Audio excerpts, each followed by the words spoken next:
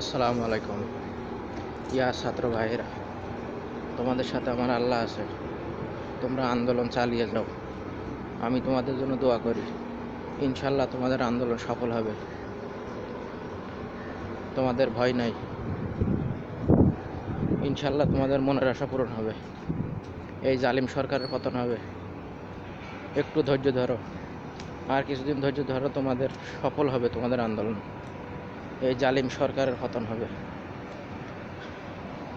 আল্লাহর পরে ভরসা রেখে তোমরা রাজপথে থাকো। দেখি চোরের দল কতদিন তোমাদের পরে অত্যাচার করতে পারে।